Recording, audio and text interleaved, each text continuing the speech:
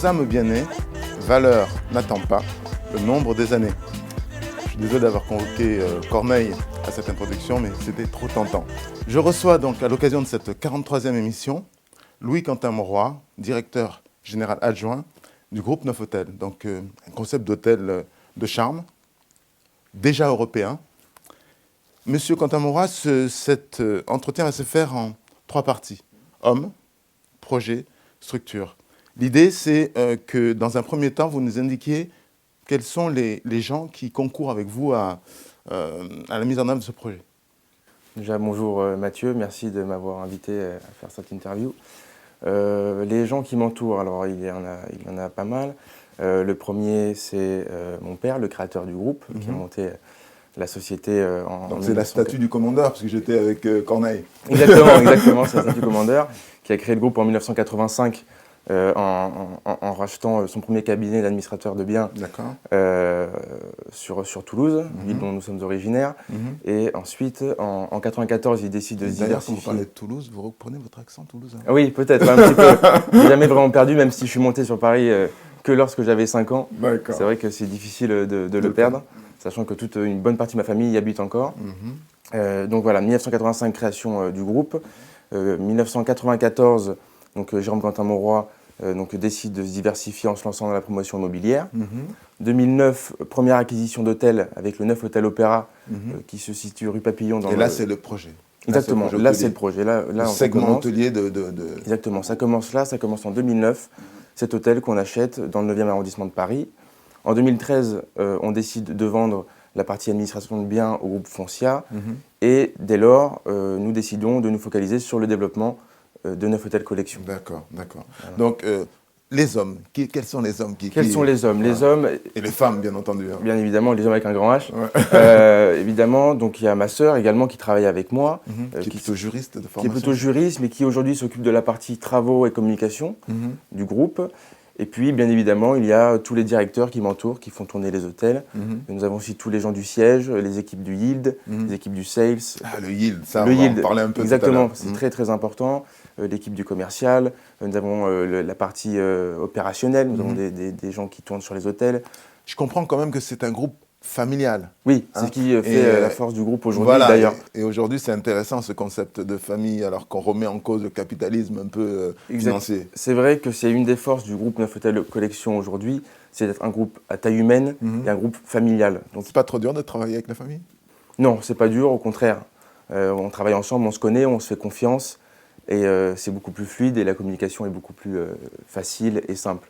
Alors effectivement, il y a toujours des sujets où on n'est pas forcément d'accord, mais c'est souvent constructif et ça nous permet d'avancer. Donc le groupe, aujourd'hui, Neufhôtel, comprend combien d'hôtels en fait?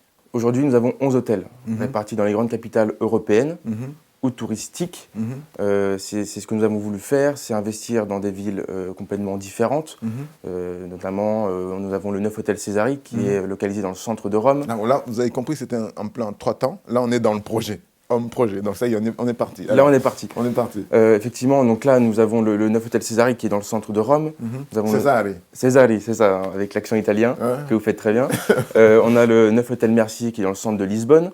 Donc ça, c'est des villes très touristiques. Et on compte sur cette clientèle pour remplir l'hôtel, ces gens qui viennent visiter ces villes-là. Alors, je vous interromps.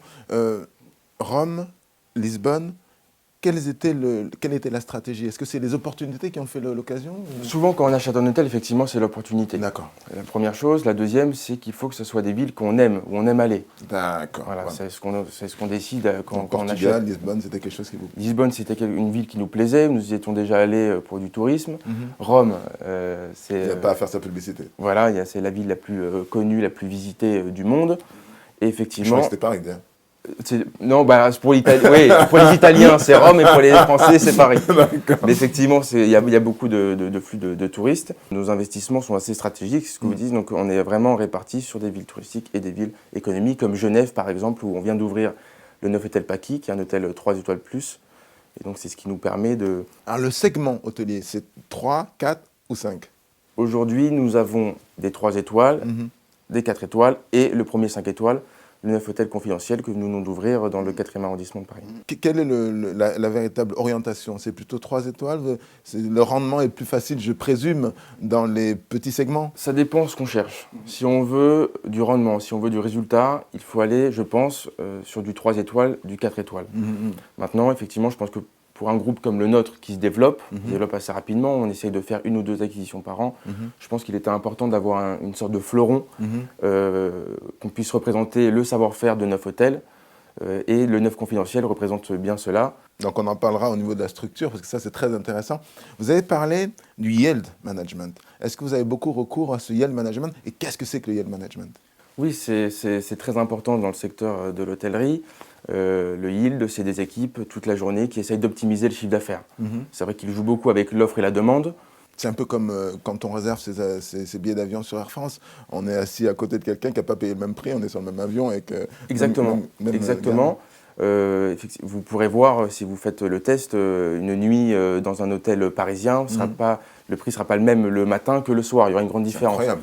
Effectivement, si pendant la journée, il y a beaucoup de demandes, si les hôtels se remplissent et qu'il ne reste que votre hôtel, eh bien effectivement, votre nuit qui valait 150 € peut-être le matin, en vaudra 250 parce que les gens sont prêts à payer plus pour pouvoir dormir sur la vie. Je vais être un peu provocateur, mais c'est pas injuste tout ça? C'est pas injuste, non, c'est les lois du marché et tous les hôteliers font comme ça. D'accord. Donc aujourd'hui, quelle est la stratégie du groupe? Dans quelle direction va le groupe? Et quels sont les grands projets? Les grands projets, donc c'est toujours de continuer le développement du groupe. C'est vrai qu'on essaye de faire 1 ou 2 acquisitions par an. C'est de se diriger désormais vers du 4 étoiles. On va sûrement arrêter le 3. Pourquoi? On va monter en gamme parce que je pense qu'aujourd'hui, c'est bien de toucher toutes les catégories de clients, du 3, du 4 et du 5. Et je pense que le 4 étoiles est plus attractif que le 3 étoiles, sachant que nous, c'est ce qui ressort beaucoup sur les différents réseaux. Les plateformes? Les plateformes, exactement. Airbnb. Je pense qu'on en reparlera, Airbnb, Booking, TripAdvisor et autres. C'est que nous arrivons à rendre un service et avoir une qualité d'hôtel. Par exemple, sur un 4 étoiles, souvent on dit qu'il envoie un 5. Sur un autre 3 étoiles, on dit qu'il envoie un 4. Et c'est ce qu'on veut faire. C'est faire des hôtels de qualité, apporter un service que les autres n'ont pas pour attirer ses clients chez nous. Est-ce que c'est important les commentaires qui sont laissés sur les plateformes? C'est primordial. Carrément. C'est primordial parce qu'aujourd'hui, c'est vrai que quand on va sur Booking, ce que fait le client, c'est qu'il va aller regarder les commentaires. Il va regarder le prix de la chambre, premièrement, et les commentaires. Et c'est vrai qu'un client, en général, passe pas plus de 2 minutes sur une page d'hôtel. Donc si vous avez des mauvais commentaires, normalement, il va se diriger vers un autre hôtel. C'est votre combat aujourd'hui, ça? C'est notre combat aujourd'hui, c'est de faire du bon service sur les hôtels, de faire un accueil chaleureux aux clients, de le fidéliser et de faire en sorte qu'à la fin de son séjour, il mette un bon commentaire sur ses réseaux. Alors, en l'occurrence, nous sommes reçus ici, rue du Roi de Sicile, au 9 confidentiel, au cœur du Marais, historique. Quel était l'objectif de ce fleuron? C'était d'offrir au quartier un endroit où se retrouver, où prendre un verre, dans un endroit assez, je dirais, cocooning. C'est le mot qu'on utilise beaucoup pour représenter cet endroit. Il est superbe cet endroit, il a une façade un peu... C'est vrai qu'il a une façade un peu... Exactement, un peu rétro, art déco.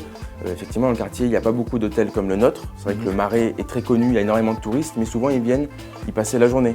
Ils se baladent, il y a beaucoup de boutiques, il y a beaucoup de restaurants. Et on s'est dit, bon, qu'est-ce qu'on peut faire dans ce quartier pour attirer le client? Et c'est faire un endroit un peu privé, un petit endroit avec un petit patio extérieur où le client peut venir prendre un café dehors. Il n'y a pas beaucoup de concurrence dans le quartier. On a le pavillon de la Reine, qui est notre seul concurrent. Très beau. Qui est très très beau. En face du jardin. Voilà, mais qui est un peu différent. Et donc l'objectif, c'était de faire le fleuron du groupe, de mettre toutes nos équipes sur ce projet, de donner le meilleur de nous-mêmes. Vous avez une belle signature, un peu, je crois que Stark. Exactement. A travaillé sur... On a eu l'honneur de travailler avec Philippe Stark, qui nous a fait cet hôtel. Donc c'est un petit hôtel, 29 chambres. Et on mise, voilà. Là, on est 5 étoiles. Là, on est 5 étoiles. D'accord. On est 5 étoiles sur ce projet. C'est le premier 5 étoiles du groupe. C'est la première fois qu'on le fait. On peut dire que c'est le fleuron? C'est le fleuron. Donc mon introduction était bonne. L'introduction était très On bonne. coupe pas alors. Hein. Et donc voilà, donc on mise aujourd'hui sur nos partenariats aussi parce qu'on travaille avec Nico de Soto. C'est lui qui nous a fait la carte des cocktails au bar. Donc il a été élu meilleur barman du monde l'année dernière. Ouais, d'ailleurs, il y a un nom un peu scientifique, j'ai vu en préparant cette émission, pour celui qui réalise des cocktails. Le mixologue. Mixologue. Voilà, le mixologue, c'est vrai que c'est un nom un peu particulier. Le mixologue, voilà, c'est celui qui mixe différents alcools, différents fruits et pour vous faire un cocktail signature. Donc on a une liste de cocktails à venir déguster qui sont très très bons. Et Ils ensuite, sont diplômés maintenant, les mixologues? je ne sais pas, j'avoue que là je n'ai pas forcément la réponse. Mais je pense que c'est assez compliqué. Et ensuite, on a le partenariat avec Yann Couvreur, qui est un pâtissier de renom, qui est connu dans la capitale, qui nous fait les pâtisseries qu'on peut venir déguster ici aussi également sur l'hôtel. D'accord. Donc, y aura-t-il d'autres projets 5 étoiles à venir? Aujourd'hui, nous n'avons pas de projet concret sur du 5 étoiles, mais nous sommes toujours effectivement à la recherche d'immeubles ou d'hôtels. Donc peut-être que le prochain hôtel acheté sera un 5 étoiles. Donc sur Paris, quelle est quantité d'hôtels souhaitez-vous? Est-ce qu'il y a un plafond? Est-ce qu'il y a une limite? Aujourd'hui, on en a 5.